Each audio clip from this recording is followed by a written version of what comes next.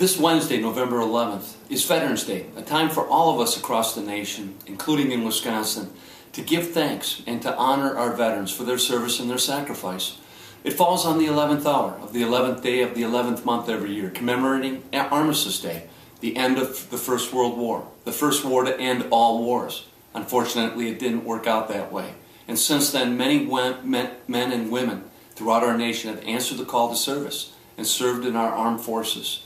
And so I hope everyone takes a moment to give thanks to them and show our deep appreciation.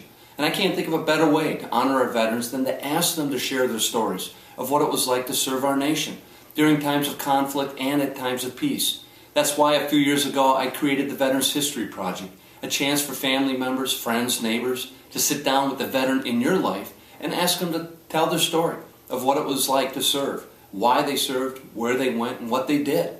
Today I'm proud that it is the world's largest oral history collection. We have over 100,000 veteran stories that have been collected and are now stored at the Library of Congress here in Washington. But there are still many, many more stories that need to be told. And I think for the sake of future generations, so they never forget about the sacrifice that came before them, that we make an effort to reach out to the veterans in our lives, as I have done with my brothers and my father and uncles, to have them share their story of being a veteran for our nation.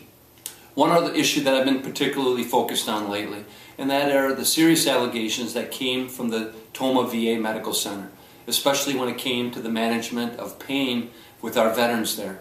I've been hard at work trying to get to the conclusion of the allegations, pushing the administration to conduct thorough investigations, and more importantly, to find out what is wrong and what needs to be fixed.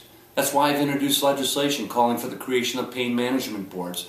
I've introduced legislation that demands that when the Office of Inspector General conducts an investigation, that they have to publish those reports so that someone in my position has a chance to act upon them.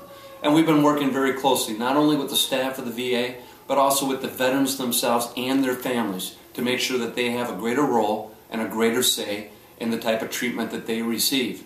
And I'm confident that if we can keep the focus on our veterans, the care, the quality, the outcomes that they earned and that they deserve, that we will be able to improve the service to our veterans, not only at Tomah, but throughout our nation. So please, on Veterans Day, take a moment to thank the veterans in your life, and even complete strangers, for the service that they have given our nation. I think it's important to do, and I look forward to meeting you when I'm back home. Thank you.